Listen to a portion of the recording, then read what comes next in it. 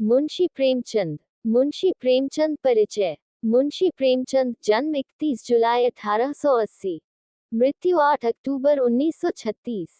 31 जुलाई 1880 8 अक्टूबर 1936 के उपनाम से लिखने वाले धनपत राय श्रीवास्तव हिंदी और उर्दू के महानतम भारतीय लेखकों में से एक हैं। उन्हें मुंशी प्रेमचंद व नवाब राय नाम से भी जाना जाता है और उपन्यास सम्राट के नाम से अभिहित किया जाता है। इस नाम से उन्हें सर्वप्रथम बंगाल के विख्यात उपन्यासकार शरत चंद्र चट्टोपाध्याय ने संबोधित किया था। प्रेमचंद ने हिंदी कहानी और उपन्यास की एक ऐसी परंपरा का विकास किया जिसने पूरी शती के साहित्य का मार्गदर्शन किया। आगामी एक पूरी पीढ़ी को गहराई तक प्रभावित कर प्रेमचंद ने साहित्य की यथार्थवादी परंपरा की नींव रखी। उनका लेखन हिंदी साहित्य की एक ऐसी विरासत है जिसके बिना हिंदी के विकास का अध्ययन अधूरा होगा। वे एक संवेदनशील लेखक, सचेत नागरिक, कुशल वक्ता तथा सुधी संपादक थे। 20वीं शती के पूर्वार्ध में, जब हिंदी में तकनीकी सुविधाओं का अभाव था, उनका योगदान अतुलनीय है। प्रेमचंद के बाद जिन लोगों ने साहित्य को सामाजिक सरोकारों और प्रगतिशील मूल्यों के साथ आगे बढ़ाने का काम किया, उनमें यशपाल से लेकर मुक्तिबोध तक शामिल हैं। जीवन परिचय। प्रेमचंद का जन्म 31 जुलाई 1880 को वाराणसी के निकट लम्ही गांव में हुआ था। उनकी माता का नाम आनंदी देवी था तथा पिता मुंशी अजायब राय लम्ही में डाक मुंशी थे।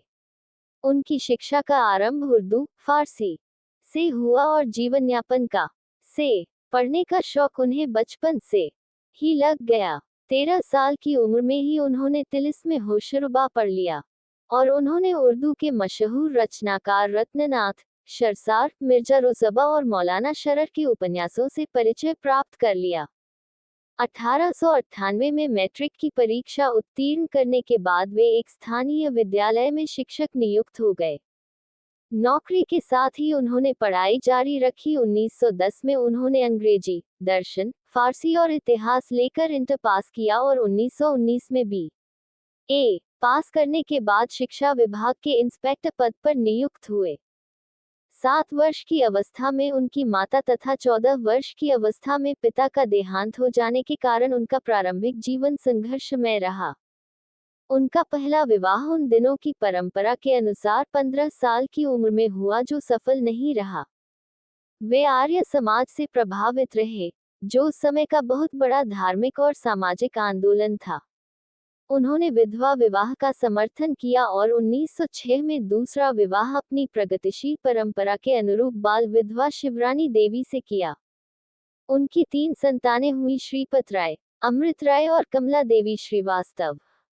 1910 में उनकी रचना सोजे वतन, राष्ट्र का विलाप के लिए हमीरपुर के जिला कलेक्टर ने तलब किया और उन पर जनता को भड़काने का आरोप लगाया। सोजे वतन की सभी प्रतियां जब्त कर नष्ट कर दी गईं। कलेक्टर ने नवाब राय को हिदायत दी कि अब वे कुछ भी नहीं लिखेंगे, यदि लिखा तो जेल भेज दिया जाएगा। इस समय तक प्रेमचंद धनपत राय नाम से लिखते थे।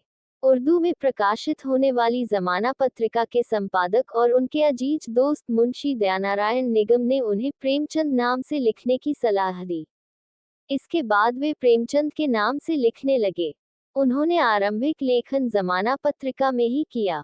जीवन के अंतिम दिनों में वे गंभीर रूप से बीमार पड़े। उनका उपन्यास मंगलसूत्र पूरा नहीं हो सका और लंबी बीमारी के बाद 8 अक्टूबर 1936 को उनका निधन हो गया। उनका अंतिम उपन्यास मंगलसूत्र उनके पुत्र अमृत ने पूरा किया। पारिवारिक जीवन। प्रेमचंद का कुल दरिद्र कायस्थों का था, जिनके पास करीब 6 बीघे जमीन थी और जिनका परिवार बड़ा था। प्रेमचंद के पितामह मुंशी गुरु सहाय लाल पटवारी थे। उनके पिता मुंशी अजायब लाल डाक मुंशी थे और उनका वेतन लगभग 25 रुपये मासिक था।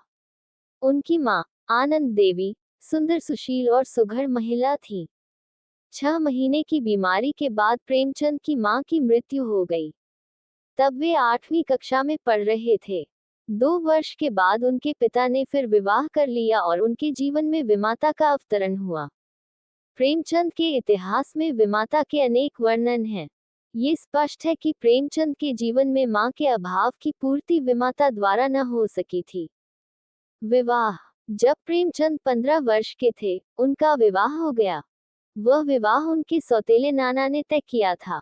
उस काल के विवरण से लगता है कि लड़की न तो देखने में सुंदर थी, न वह स्वभाव से शीलवती थी। वह झगड़ालू भी थी।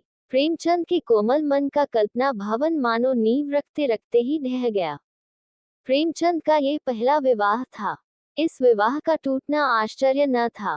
प्रेमचंद की पत्नी के लिए यह विवाह एक दुखद घटना रहा होगा।